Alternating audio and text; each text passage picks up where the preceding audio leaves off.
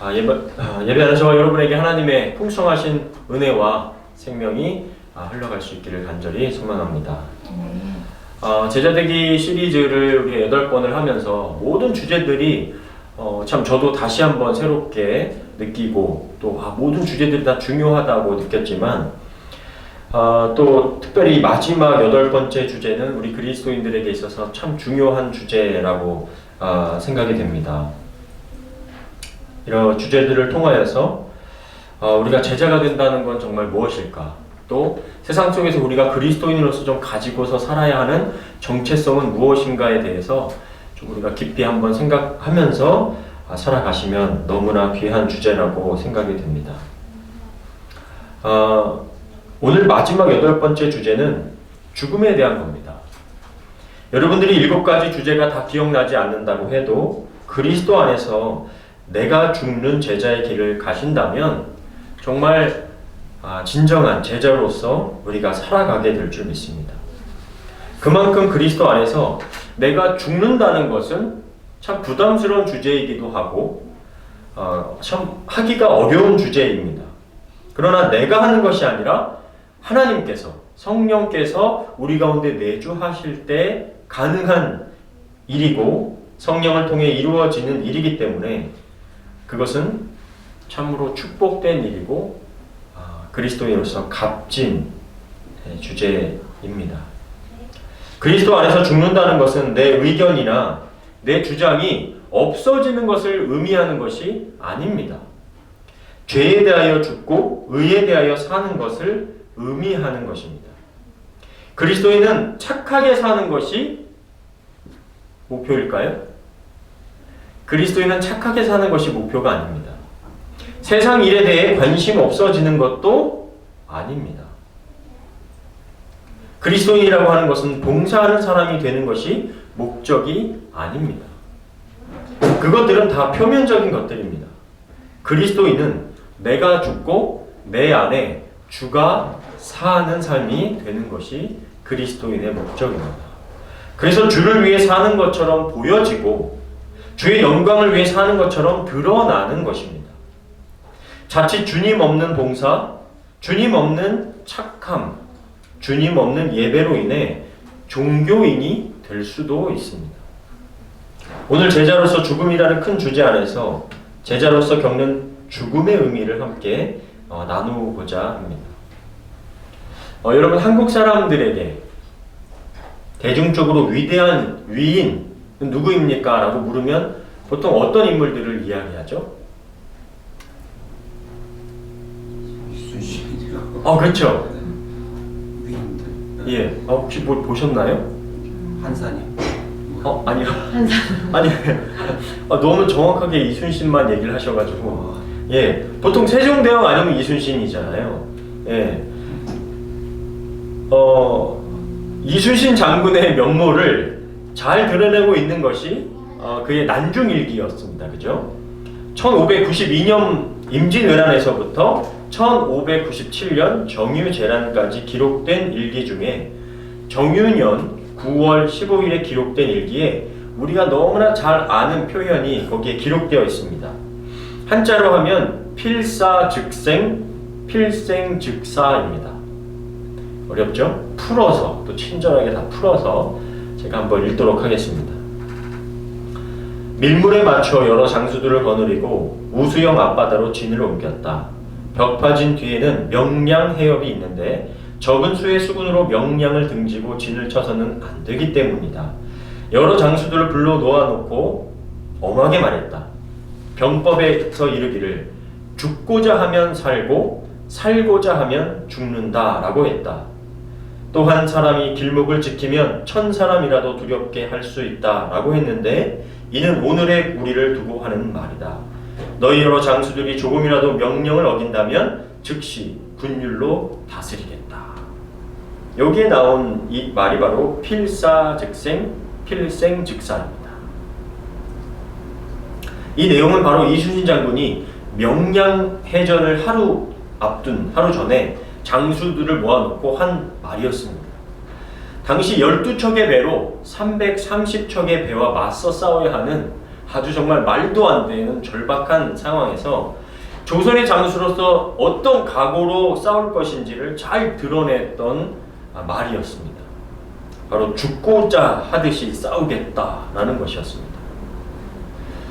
여러분들, 번외의 이야기지만 명량해전에 출전한 이순신 장군은 정말 승리할 수 없었습니다. 왜냐하면 이렇게 군율로 내가 다스리겠다, 그러니 죽음을 각오하고 싸우라라는 말을 했음에도 이순신 장군이 탄 배만 적들을 상대하려고 앞에 나갔고요.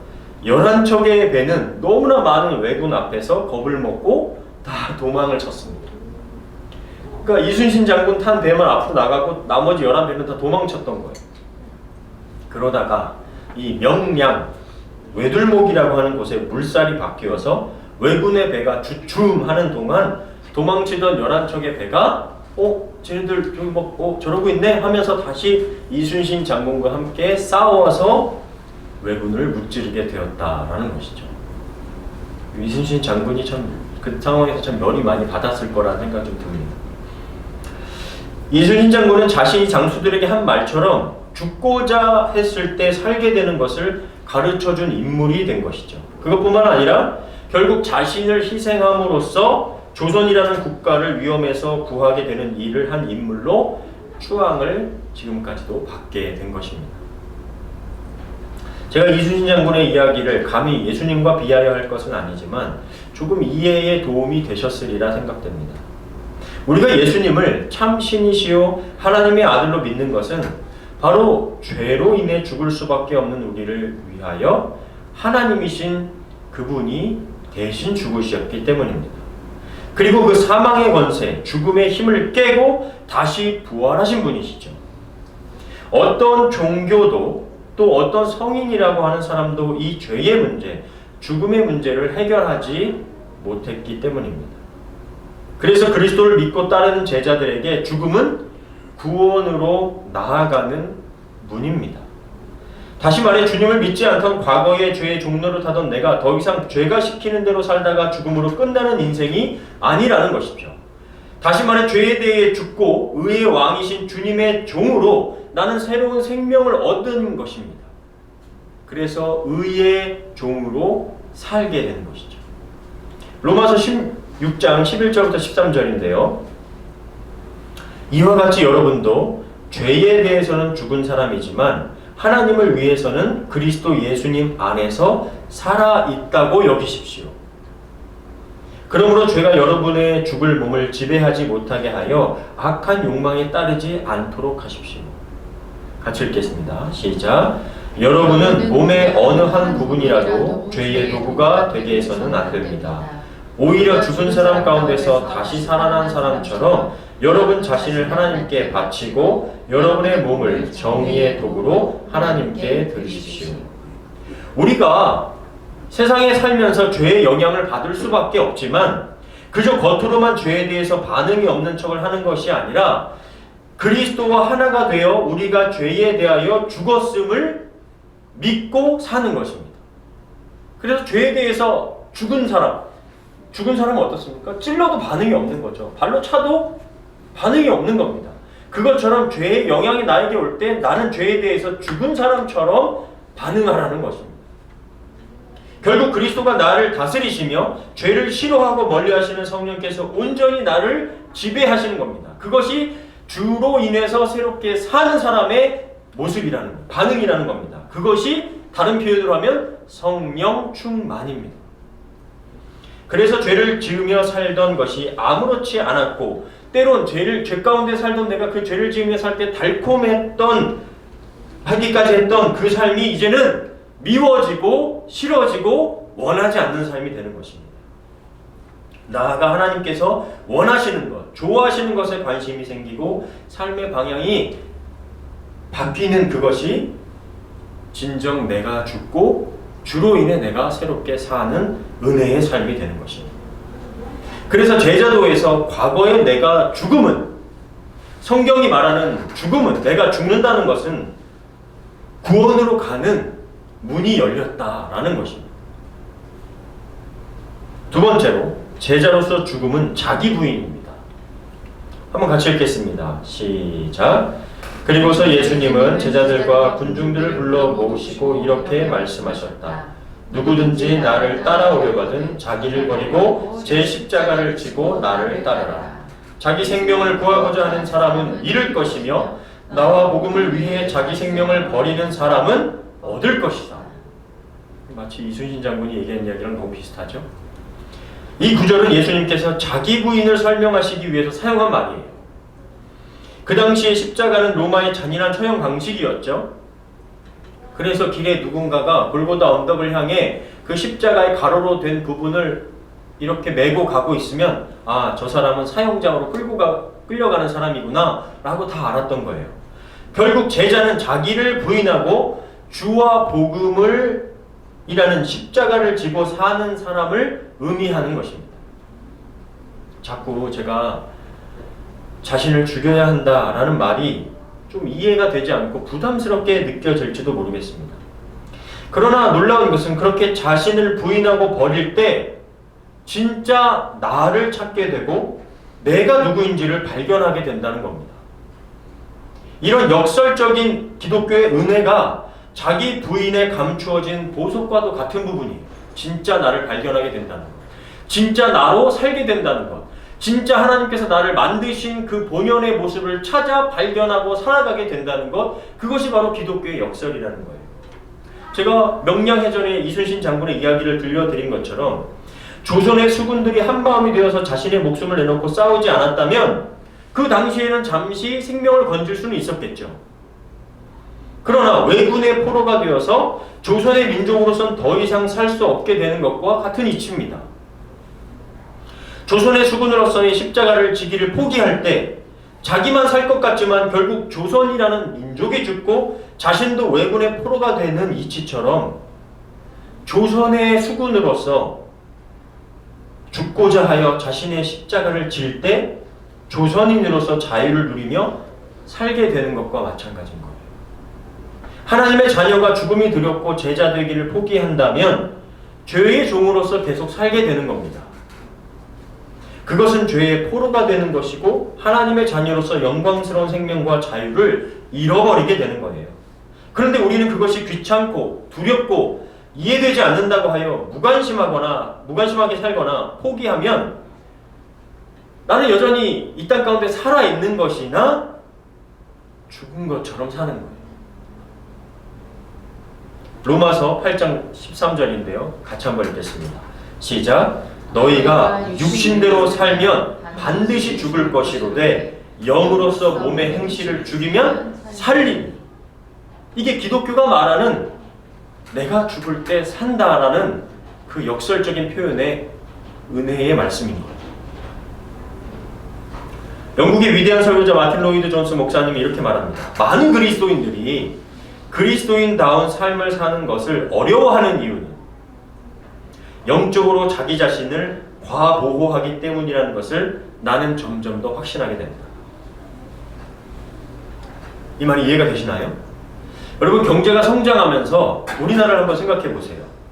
부모들이 자기 자녀들을 과잉보호할 때, 옛날에 그런 얘기 많았었잖아요. 자기 자녀를 과잉보호한다, 과보호한다 할 때 어떤 결과가 일어났는지 우리 대한민국의 여러 사례들이 있어서 좀 잘 알지 않습니까?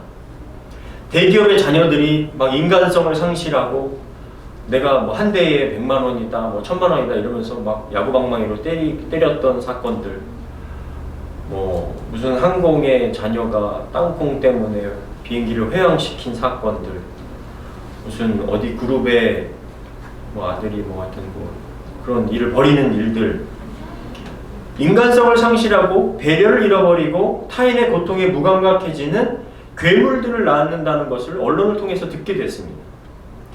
강도의 차이가 있지만 어느 가정이나 그런 위험성을 안고 있습니다. 그래서 유럽이나 미국의 대부호들이 자녀들을 키울 때 자기 자녀들에게 무엇을 경험하게 한다고요? 결핍을 겪게 한다고 하죠.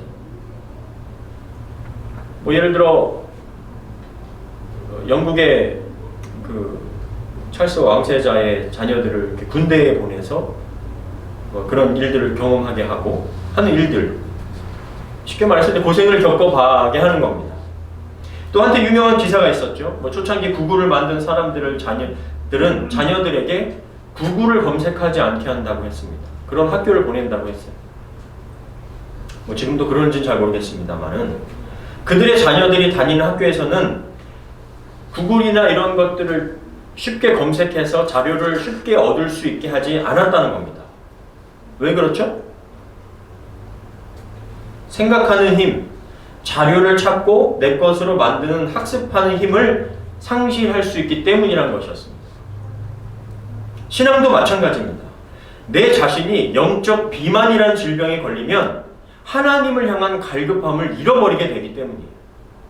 내 자신은 늘 영적인 거지가 되어야 됩니다. 그것이 산상수훈에서 심령이 가난한 자는 천국이 그들의 것이다 라는 말씀의 의미예요.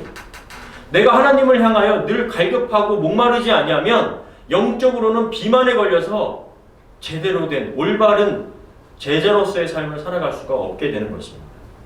진정한 천국은 외부의 환경이 편해지는 것이 아니라 우리의 심령 깊은 곳에 누가 좌정하여 있느냐에 따라서 달라지기 때문인 것이에요. 며칠 전 미국에서 오랫동안 목회하신 목사님의 설교를 한편 듣게 되었습니다. 미국은 캐나다보다 이민 역사가 길지 않습니까? 그래서 이 목사님이 미국에서 한인 청년부를 담당했었다고 합니다. 그런데 미국 교회 청년부를 보니까 청년들이 크게 두 그룹으로 나눠져 있었다고 해요. 한 그룹은 이민 1세대를 지나서 2세대, 3세대가 된 청년들이었는데 1세대 분들이 와서 뭐 세탁소, 그로서리 고생고생해 하면서 2세대 이후로 안정적인 직장 생활하며 주말에도 시간을 자유롭게 쓸 수 있게 된 그런 청년들 그룹이 있었다고 해요. 또 다른 한 그룹은 이제 막 미국에 와서 공부를 하거나 영주권이 없어서 늦게 미국에 온 부모님들 밑에서 어렵게 막 아르바이트를 막 두세 개씩 하면서 살아가고 있었던 청년 그룹이 그렇게 알게 모르게 한 그룹, 두 그룹으로 나눠져 있었다고 합니다. 저희 캐나다도 비슷하잖아요. 그런데 교회 기도 모임, 뭐 예배, 봉사, 여름 성경학교 발런티어, 교회 청소하는 일 하면 주말에 일도 하지 않는 여유 있는 청년 그룹이 아니라 꼭 어렵게 살고 있는 청년들이 막 3-4시간 자고 와서 봉사를 하더라는 거예요. 그래서 목사님이 오히려 막 더 미안해하면서 아니 왜 너가 여기로 왔냐? 피곤하지 않냐? 막 할 정도였다고 합니다.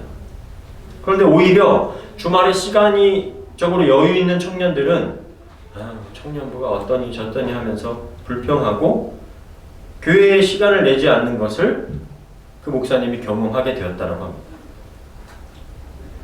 무슨 얘기를 하려고 하냐? 육신을 따라 살면 정말 내가 편하고 잘 살고 있는 것 같지만 영적으로는 가난해질 수 있다는 거예요. 여러분 사회적으로도 그런 이야기 많이 들어보셨죠? 비디오 몰래카메라 식으로 이 비디오 실험을 하는데 부유한 지역의 지하철에 거지 복장을 하고 가서 이렇게 거지처럼 있었는데 부유한 지역에 가보게 하고 하나는 조금 가난한 지역에 가서 지하철에 가서 구걸을 했다고 해요. 어느 쪽에 더 구걸하신 분 그 바가지에 더 많은 돈이 모였는지 아시겠어요? 부유한 것보다는 가난한 지역에서 구걸하신 분의 그 통에 돈이 더 많이 담겨져 있었다고 하죠.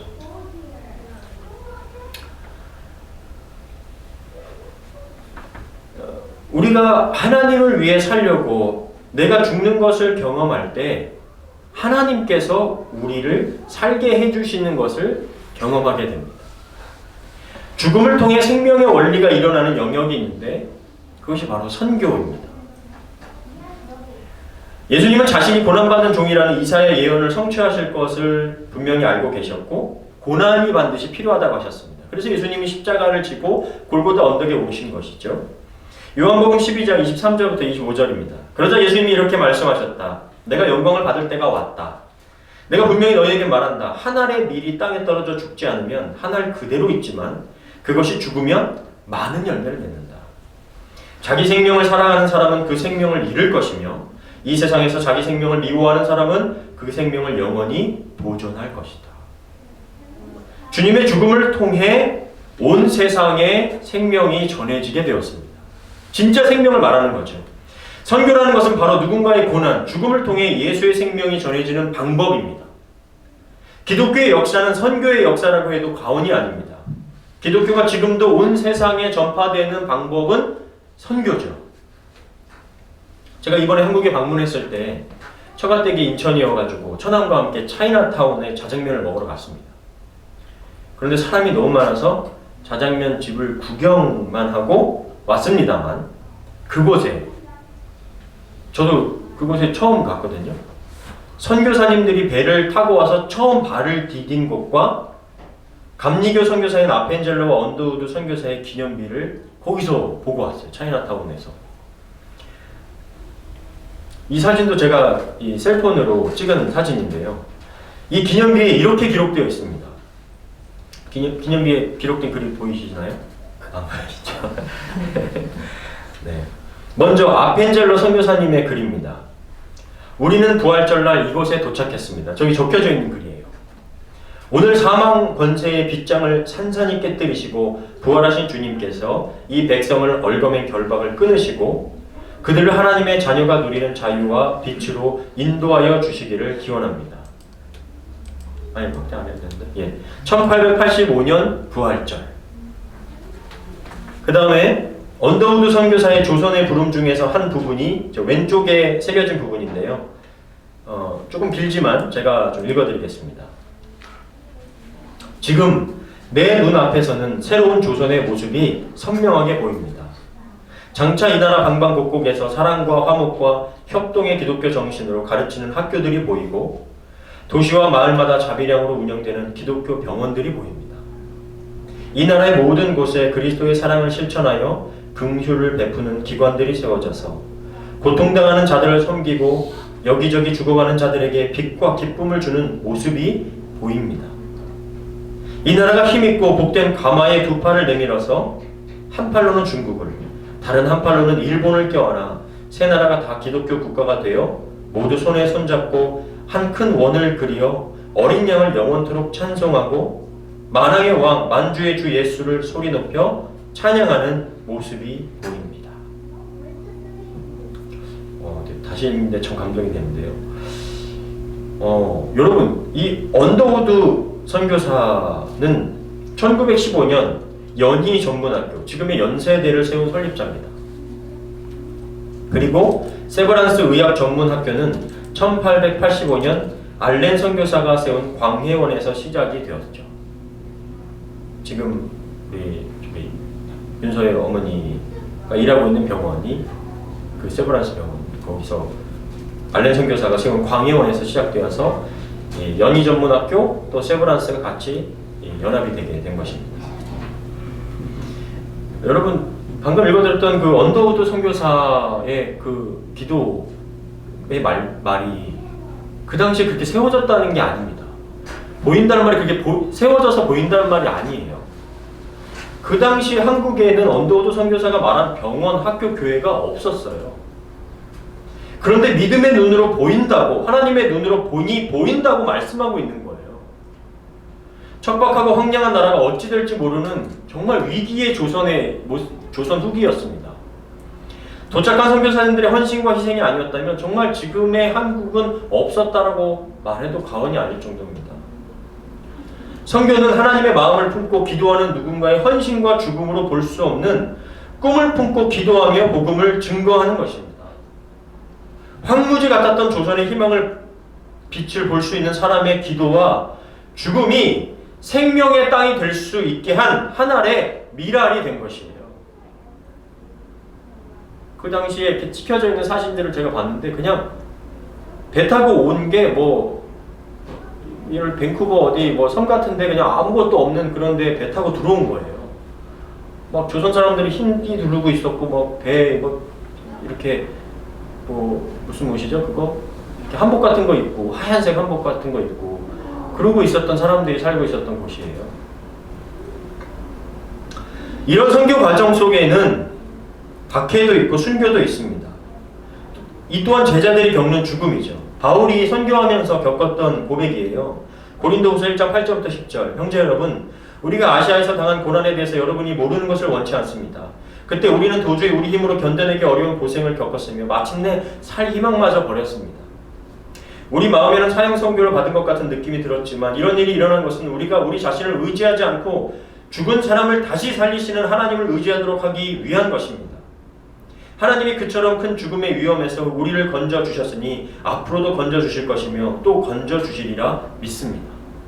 조선에 들여왔던 선교사님들 이야기를 보면요, 정말 눈물 없이 들을 수가 없고 한 분 한 분이 다 뭐 질병에 걸리시고 아내가 죽고 애들이 죽고 다시 뭐 몇 번 재혼을 했는데 또 아내가 죽고 뭐 3번씩 결혼하신 분도 있어요. 아내가 계속 죽으니까.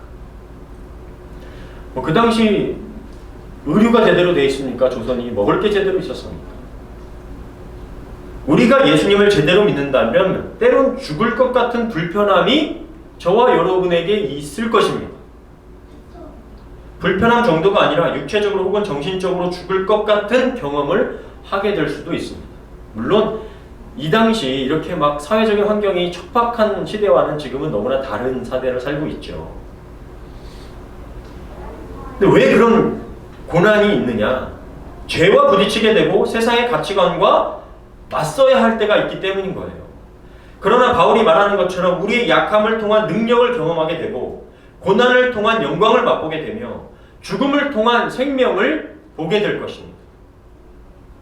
여러분, 오늘 제자도 마지막 시간을 나누면서 죽음은 끝이 아니라 생명을 얻는 것이고 시작이라는 것을 함께 나누고 있습니다. 죽음이 왜 제자된 그리스도인들에게 더 가치가 있을까요? 죽음 넘어 지금 이 땅에서 누리는 가치보다 더 영광스러운 가치가 우리가 믿고 있는 하나님 나라에 있기 때문이지 않겠습니까? 꼭 물질적인 것이 아니라도 말이죠. 제자도라는 책에서 존 스토트 목사님이 이런 꿈을 한번 꿔보기를 원한다라고 하면서 이렇게 적어놨어요. 이 땅에서 하나님의 백성과 함께 드리는 예배가 깊은 만족을 가져다 준다면 하늘에서 모두 함께 드리는 예배는 더 황홀할 것입니다. 성경을 펼칠 때마다 우리 가슴이 뜨거워진다면 하나님을 대면하여 받는 그 진리는 훨씬 더 감동적일 것입니다. 지금의 일출과 일몰의 아름다움이 우리를 흥분시킨다면 새하늘과 새 땅의 아름다움은 정말 도대체 얼마나 더 아름답겠습니까? 지금 타 문화권에 있는 이들과의 교제가 우리를 감동시킨다면 우리 모두가 마침내 함께 모였을 때 모든 족속과 모든 언어로부터 온 큰 무리가 우리에게 더 큰 기쁨을 줄 수 있을 것입니다. 우리가 말할 수 없는 영광스러운 즐거움으로 기뻐하는 것이 무엇인지를 가끔 인식한다면 우리는 슬픔도 없고 눈물도 없을 곳에서 그것을 훨씬 더 깊게 자주 누리게 될 것입니다. 오늘 우리가 나눈 제자도 죽음에 대해서 좀 정리하면 이렇습니다. 그리스도와 하나가 됨으로써 죄에 대해서 죽는 것입니다. 그리스도를 따름으로써 내 자아에 대해 죽는 것입니다. 타문화권 선교를 통해서 내 개인적인 야망에 대해 죽은 것이며 박해와 순교를 경험하여 안전에 대해 죽는 것이며 우리의 궁극적인 운명을 준비하며 이 세상에 대해서 죽는 것입니다. 여러분, 죽음은 자연스럽지 못하고 좀 우리는 불쾌하게 느껴지죠. 아직 우리와 먼 것처럼 느껴집니다. 어떤 의미에서 죽음은 우리에게 끔찍한 최후를 말해주기도 합니다. 마치 이태원에서 원치 않는 죽음을 경험한 사람들처럼 말이죠. 하지만 죽음은 생명으로 나아가는 길입니다. 우리는 살고자 한다면 죽어야 합니다. 우리는 죽은 자 가운데서 살아난 자들이 될 것이기 때문입니다. 오늘도 죽음을 통해 생명 가운데로 나아갈 제자가 되기로 결단하며 믿음으로 하루하루 승리하시는 저와 여러분 다 되시기를 간절히 축원합니다. 아멘.